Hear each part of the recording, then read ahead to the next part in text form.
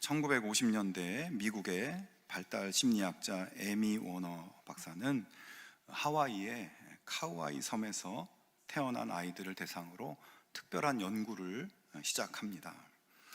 1955년에 태어난 833명의 아이들을 무려 40년 동안 추적 연구하는 그런 연구였습니다. 대부분의 그 하와이의 카우아이 섬 아이들은 극심한 빈곤과 또 불안정한 가정폭력, 또 알코올 문제 같은 그런 최악의 환경에서 자랐습니다. 상식적으로 보면 이 아이들의 인생은 이미 실패로 기울어져 있는 것이나 다름없었습니다. 그런데 놀랍게도 이 고위험군 아이들 중 3분의 1인 72명은 훗날 회복 탄력성을 보이며 돌봄 능력이 있고 유능하며 자신감 있는 그런 성숙한 어른으로 자라났습니다. 연구팀이 수십 년을 추적한 끝에 이 72명에게서 찾아낸 공통점이 하나 있습니다. 그것은 그 아이가 스스로 노력해서 얻은 것이 아니었습니다. 그 아이가 자신의 상황, 그 위기를 자각하기 전부터, 심지어 그 아이가 태어나기 전부터 그 삶의 자리에는 부모가 아니더라도 조부모나 친척, 이웃 또는 선생님 등 조건 없는 사랑과 지지를 보내주는 한 사람의 어른이 예비되어 있었다는 것입니다. 아이는 실패로 떨어지기 쉬웠고 자신을 구원할 어떤 힘도 스스로 갖고 있지 않았습니다. 그러나 그가 무너지기 전부터 그를 붙들어 줄 사람은 이미 그 자리에 준비되어 있었고 그 예비된 어른 때문에 아름다운 삶으로 나아갈 수 있게 되었습니다. 성도 여러분, 여러분에게 그런 사람이 있으십니까? 그리고 여러분이 누군가에게 그런 사람이 되어주고 있습니까? 우리의 이 땅에서의 살아가는 삶은 언제나 불완전하고 어떤 문제가 들이닥칠지 모르는 그런 불안한 삶이죠. 하지만 우리 주변에 신뢰하고 의지할 만한 누군가가 있다면 문제가 달라집니다. 그리고 여러분, 우리에게는 영원하고 변함없는 사랑으로 우리를 바라보고 계시는 하나님이 계십니다. 사람은 변할 수 있어도 하나님은 변하지 않으시고 우리가 어떤 상황 속에 던져져도 우리를 사랑하시고 구원하기 원하시는 하나님이 계시기에 우리는 회복할 수 있고 일어설 수 있고 나아가 하나님이 주시는 기쁨과 행복을 누릴 수 있는 것입니다. 오늘 말씀은 선지자 요나가 하나님의 큰 은혜를 경험하는 이야기입니다. 하나님께서 요나를 부르셔서 니느웨에 회개를 선포하라고 하는 그런 말씀을 명하셨지만 요나는 그 말씀에 순종하지 않고 정반대 방향으로 달아났습니다. 서쪽 땅끝 욥바로 달려갔고 거기서 또 배를 타고 가능한 최대한 멀리 가려고 했습니다. 하지만 그가 탄 배는 하나님이 보내신 큰 폭풍을 만나게 되고 요나는 선원들에게 나의 죄 때문에 이렇게 되었다고 시인하고 결국 바다에 던져지게 됩니다. 자, 여러분, 사실 요나의 이야기는 이렇게 끝나도 될 것 같습니다. 하나님 말씀에 순종하지 않는 사람은 결국 심판을 받고 불행한 최후로 끝나게 된다. 그런 교훈을 남기는 이야기로 끝날 수도 있습니다. 자, 그런데 그렇게 죄에 대한 심판의 이야기로 끝날 수 있는 이야기가 새로운 국면으로 나아갑니다. 1장 17절에 보면 여호와께서 이미 큰 물고기를 예비하사 요나를 삼키게 하셨으므로 요나가 밤낮 3일을 물고기 뱃속에 있으니라 라고 말씀합니다. 요나가 불순종하여 물에 빠져 죽었다, 이렇게 충분히 끝날 수 있는 이야기가 하나님께서 요나를 위해 큰 물고기를 예비하셨다고 하면서 반전이 시작되고 있는 것입니다. 물에 빠져 죽을 운명이었던 요나, 자기 힘으로, 자기 능력으로는 살아날 가능성이 0.1%도 안 되는 상황이었던 요나를 살리기 위해서 하나님께서는 그 누구도 생각지 못한 은혜의 방편, 큰 물고기를 예비해 두셨고 물고기에게 명령하여 요나를 삼키게 하셨습니다. 자, 여러분, 폭풍이 휘몰아치는 바다에 던져진 요나는 분명히 물속에서 허우적대면서 숨이 끊겨 정신을 잃어버렸을 것입니다. 그 순간에 그는 나는 이렇게 죽는구나 생각했을 겁니다. 그러나 잠시 후 눈이 떠지는 것이죠. 숨이 쉬어지고 살아있는 겁니다. 이게 꿈이냐 생시냐 아마 볼을 꼬집어 보고 뺨을 때려 보았을 겁니다. 정신을 차려보니까 그곳은 물고기 뱃속인 거죠. 여러분, 그런데 지금 이 요나가 이렇게 살아있는 것이 말이 됩니까? 우선 사람이 물에 빠지면, 그것도 깊은 바다에 던져지면 살아날 확률은 없다고 봐야 됩니다. 어떤 사람이 오늘 본문에 요나가 살아남을 수 있는 가능성이 있을지를 따져보는 그런 글을 본 적이 있는데요. 우선 물속에서 사람이 호흡을 참을 수 있는 시간은 1분, 길어야 2분 정도밖에 되지 않아서 얼마 지나지 않아 물속에서는 숨이 막혀 죽습니다. 뿐만 아니라 차가운 바다에 빠지면 차가운 물 쇼크가 와서 심정지로 죽는 경우도 많습니다. 그리고 바닷물 속에는 수압이 있습니다. 깊이 들어가면 갈수록 수압이 높아지고 요나를 삼킬 정도의 큰 물고기가 있는 깊은 바다의 높은 수압은 견딜 수가 없겠죠. 결국 높은 압력에 짓눌려 죽습니다. 운 좋게 요나가 물고기 뱃속에 들어가서 살았다고 해도 물고기 위장에서 뿜어져 나오는 강한 산성의 소화액에 의해 살아남지 못합니다. 혹시 살아났다고 해도 잠시 후 먹이가 소화되면서 발생하는 가스 때문에 질식해서 죽게 됩니다. 상식적으로 요나가 물고기 뱃속에서 3일이 아니라 단 30초라도 생존할 가능성은 없습니다. 이렇게 디테일하게 따져본 사람이 누군지 참 대단하다는 생각이 듭니다. 하지만 여러분, 하나님께서는 요나를 살리십니다. 바닷물 속에서 죽어가고 있던 요나를 물고기가 삼키게 하시고 죽을 수밖에 없는 환경인 물고기 뱃속에서도 하나님께서 보호하셔서 살게 하십니다. 자, 이렇게 기적적으로 목숨을 건진 요나, 그는 물고기를 통해 자기를 살려주신 하나님의 은혜에 감사하며 감사의 기도를 드리고 있습니다.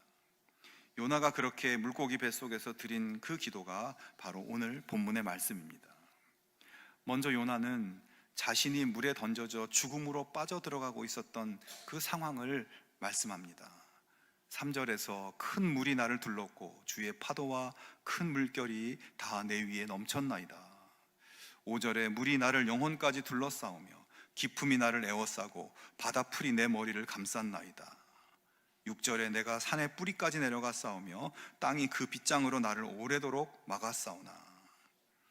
자, 요나는 하나님을 피해 욥바에서 배를 타고 배 가장 밑바닥에서 잠들어 있었습니다. 그러다가 지금은 바다에 던져져서 바다 가장 밑바닥까지 떨어졌습니다. 더 이상 내려갈래야 내려갈 데가 없는 곳, 오늘 본문에서는 산의 뿌리까지 내려갔다고 표현합니다. 완전한 절망, 자기 힘으로 빠져나올 수 없는 절대적인 절망과 고난의 상황 속에 있었음을 말씀하고 있습니다. 여러분, 이 말씀은 많은 영적인 의미가 담겨 있는 말씀입니다. 먼저 죄의 결과와 죄의 위력이 얼마나 대단한가를 보여줍니다. 죄는 우리를 절망의 밑바닥, 죽음의 끝까지 끌고 내려가는 힘이 있다는 것이에요. 죄 가운데 있으면 그 결과는 사망뿐이라는 것입니다.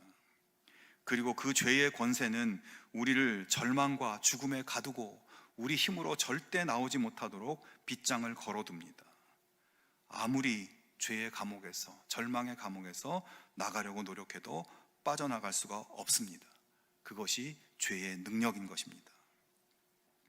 자, 그런 죄의 결과로 파멸되고 있는 요나의 유일한 살 길은 무엇인가요? 본문 4절에 요나는 이렇게 말씀합니다. 내가 말하기를 내가 주의 목전에서 쫓겨났을지라도 다시 주의 성전을 바라보겠다 하였나이다. 자, 요나는 죄로 인해서 절망과 죽음에 갇혀 있을지라도 다시 주의 성전을 바라본다고 고백합니다. 주의 성전은 어떤 곳입니까? 하나님이 계신 곳이에요. 그리고 주의 성전은 희생 제물에 피가 뿌려져서 죄가 속죄되는 곳입니다.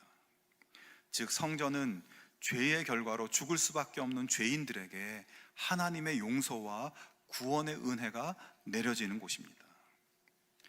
요나는 하나님의 선지자이면서 하나님의 명령에 불순종하고 하나님을 버리고 달아나는 어처구니 없는 죄인입니다. 하나님의 말씀을 전하라고 살았는데 싫다고 거부했습니다. 요나는 죽음의 문 앞에서 자기 죄가 얼마나 큰 것인지를, 그로 인해서 자기가 얼마나 강력한 죄의 감옥에 갇혀 있는지 깨달았습니다. 거기서 비로소 다시 하나님을 바라봅니다. 죄를 용서하시고 구원하시는 하나님을 다시 바라봅니다. 그가 그렇게 깊은 바다, 그 밑바닥 산의 뿌리에서 다시 하나님을 바라보기 시작할 때 하나님의 구원의 역사가 일어나고 있는 것입니다. 우리가 요나를 보면 기억나는 또 한 사람이 있습니다. 그는 바로 누가복음 15장에 나오는 탕자입니다. 그는 아버지를 떠나갑니다. 아버지의 영향이 닿지 않도록 최대한 멀리 가버립니다. 그곳에서 제멋대로, 마음에 끌리는 대로, 욕망에 끌리는 대로 취하고 즐기며 삽니다. 그런 죄의 결과 부잣집 막내 아들에서 거지 신세, 남의 집 종이 되어버렸습니다. 돼지치는 일을 하며 먹을 것이 없어서 돼지 밥이라도 얻어 먹을 수 없을까 구걸하는 최악의 상태로 떨어집니다. 여러분, 돼지는 이스라엘 백성들이 부정하게 여기는 짐승이죠. 탕자가 돼지를 치며 돼지 밥을 구걸했다는 것은 이스라엘 백성으로서는 더 이상 내려갈래야 내려갈 데가 없는 완전한 절망의 상태, 저 끝 바다까지 내려갔음을 묘사하는 것입니다. 아버지를 버리고 아버지 말씀에 순종하지 않고 죄의 길로 나아간 아들은 그 자신의 힘으로는 도저히 빠져나올 수 없는 죄의 감옥에 갇힌 것이죠. 희망이 없습니다. 죄의 권세에 눌려 꼼짝할 수 없습니다. 그때 그가 바라본 것은 무엇인가요? 아버지의 자비와 긍휼과 사랑입니다. 아버지께서 나를 받아주시지 않을까? 그에게 유일한 희망은 아버지였습니다. 그를 용서하고 그의 죄의 감옥에서 건져낼 수 있는 단 하나의 길은 아버지의 은혜로운 손길 뿐이었습니다. 성도 여러분, 위대한 기적은 사람이 자기의 죄를 인정하고 하나님 앞에 그것을 고백할 때 그 기적이 시작됩니다. 하나님 외에 다른 길이 없다는 것을 겸손히 고백할 때 기적이 시작됩니다. 여러분, 우리가 인생을 놓고, 우리 자신의 인생을 놓고 진지한 고민과 성찰을 해보아야 합니다. 그냥 하루하루를 먹고 사는 일을 위해서 분주하게 달리며 사는 것이 아니라 우리의 존재의 밑바닥, 그 심연으로 내려가 봐야 합니다. 여러분, 우리가 하나님을 모르고 살면 우리는 그냥 죽음을 향해 가는 존재일 뿐입니다. 인생의 마지막은 허무와 죽음뿐이죠. 모두가 마지막 숨이 끊어져 죽을 그 시간을 향해서 달려가고 있을 뿐입니다. 그 과정에서 잠깐의 즐거움이 있고 잠깐의 행복의 순간도 있겠죠. 그래도 모두 동일한 마지막 순간을 향해 가고 있습니다. 빠져나올 수 없고 풀려날 수 없습니다. 여러분, 이 땅의 삶이 고달프고 염려가 끊이지 않습니다. 한 고비를 넘었다 싶으면 또 다른 고비가 우리 앞을 가로막습니다. 고등학교에 다닐 때는 대학만 가면 다 될 줄 알았어요. 대학에 갔더니 이제 사회에 나가기 위해서 무엇을 준비해야 하나 정신이 없습니다. 어렵게 취직했더니 이제 결혼도 해야 되고 그 준비도 만만치가 않습니다. 어렵게 결혼하고 나니 힘든 육아에 가정생활, 직장생활 녹록지가 않습니다. 먹고 사는 문제, 자식들 문제, 관계의 문제, 이것저것 짊어지고 살다 보니 이제 조금씩 몸이 망가지기 시작합니다. 여기저기 아프고 병원에 갖다 주는 돈이 점점 많아지고 평생 하던 일도 이제 그만둘 때가 되어 이제는 뭘 하고 어떻게 살아야 하나, 내 인생의 마지막은 어떻게 될까, 어느 요양병원, 어느 요양원에서 끝날 것인가. 쳇바퀴에 갇혀 쉬지 않고 뺑뺑이를 도는 다람쥐처럼 우리는 인생의 감옥 속에 갇혀 끊임없는 염려와 고민의 짐을 지고 사는 것 같습니다. 끝난 것 같은데 끝나지 않는, 이제 잘 될 것 같은데 되지 않는, 안심해도 될 것 같은데 또 다른 불안이 밀려오는 우리의 이 인생을 어떻게 하시겠습니까? 하지만 여러분, 그 절망의 바다에서 우리를 건져내는 분이 계십니다. 그 무거운 짐에 눌려서 밑바닥으로 가라앉는 우리를 위해 물고기를 예비하시는 분이 계십니다. 우리 주님, 우리의 하나님이 구원의 은혜를 베푸시기 위해서 우리를 지켜보고 계십니다. 그러므로 우리가 절망과 죽음으로 끝날 인생의 감옥에서 구원받는 길은 하나님을 바라는 것이죠. 자비와 긍휼로 우리를 고귀한 하나님의 아들로, 하나님의 딸로 받아주시는 하나님을 바라보는 것입니다. 바다 깊은 곳 물고기 뱃속의 절망을 보는 것이 아니라 살아있게 하시는 하나님의 은혜를 의지하는 것입니다. 여러분이 지금 겪고 있는 모든 삶의 질고나 어려움의 원인은 무엇입니까? 깊이 생각해 보면 그 문제들의 근원, 그 뿌리로 내려가 보면 그 뿌리에는 나의 죄가 되었든 누군가의 죄가 되었든 거기에는 죄가 있습니다.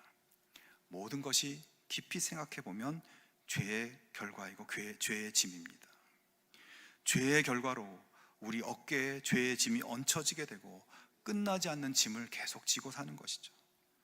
그 끝없는 죄의 결과들, 죄의 강력한 영향력들이 소멸되는 기적, 참 자유와 구원의 은혜를 주시는 기적을 베푸시는 하나님을 더욱 의지하고 하나님을 더욱 바라보는 그런 믿음으로 세워지실 수 있기를 바랍니다. 이 복음의 진리로 하나님의 자유와 기적을 경험하는 우리 모두가 되기를 주님의 이름으로 축원합니다. 죽음으로 내몰린 상태, 목숨이 힘없이 꺼져가고 있는 상황에서 하나님을 바라보며 구원의 은혜를 얻게 된 요나, 물고기 뱃속에서도 죽지 않고 살아있는 기적의 은혜를 경험하고 있는 요나는 이제 결정적인 결단의 기도를 드립니다.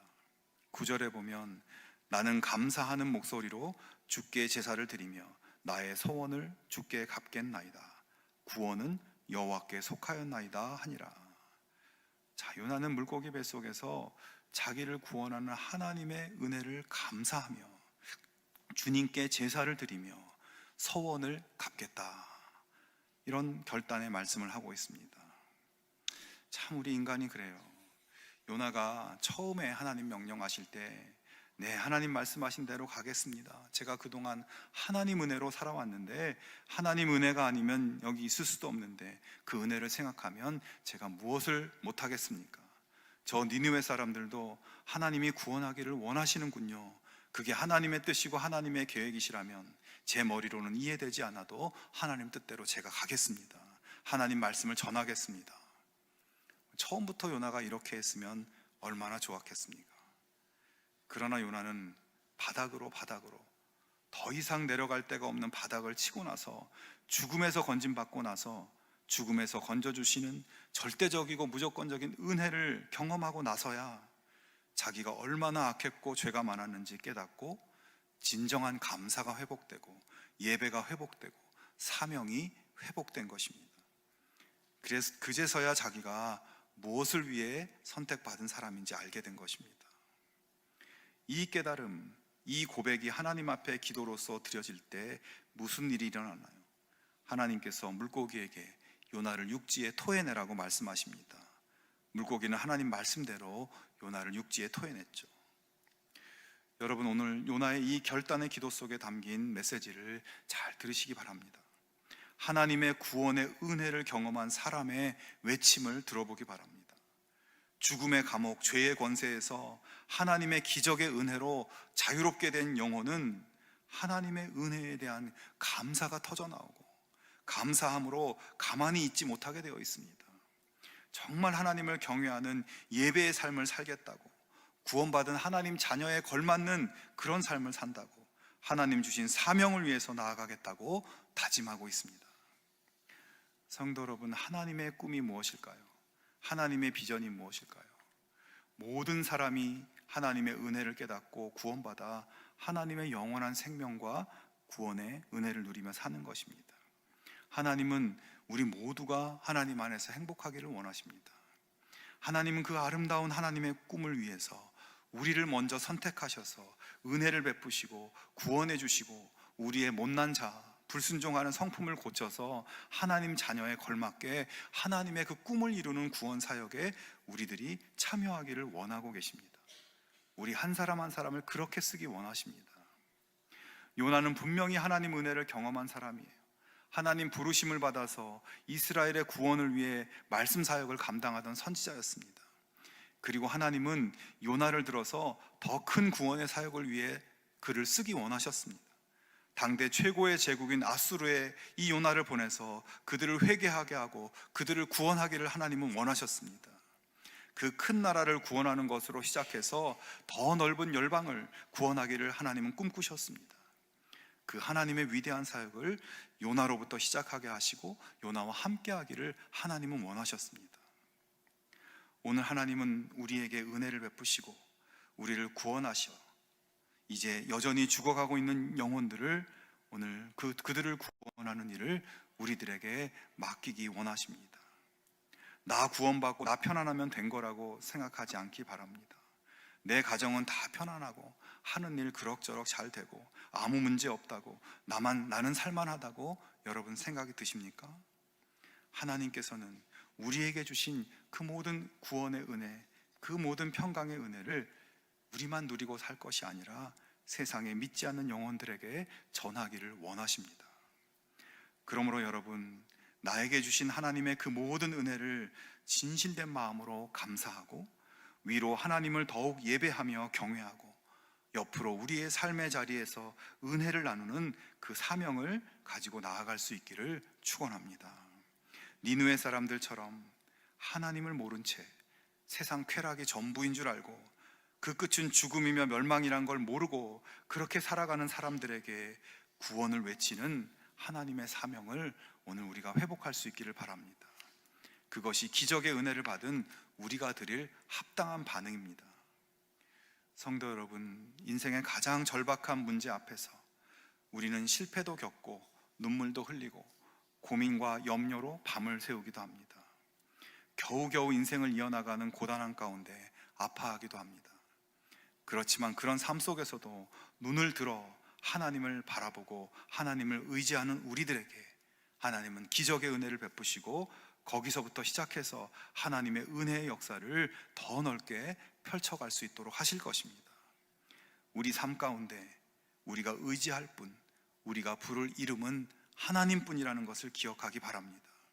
우리가 혹시 어려움이나 고난이 있을 때 나의 잘못의 결과일 수도 있고 그렇지 않을 수도 있지만 눈앞이 아득해지는 절망스러운 상황을 만날 때 오직 하나님을 찾고 하나님 앞에 나아가 기도하는 것이 가장 지혜로운 영적 선택입니다.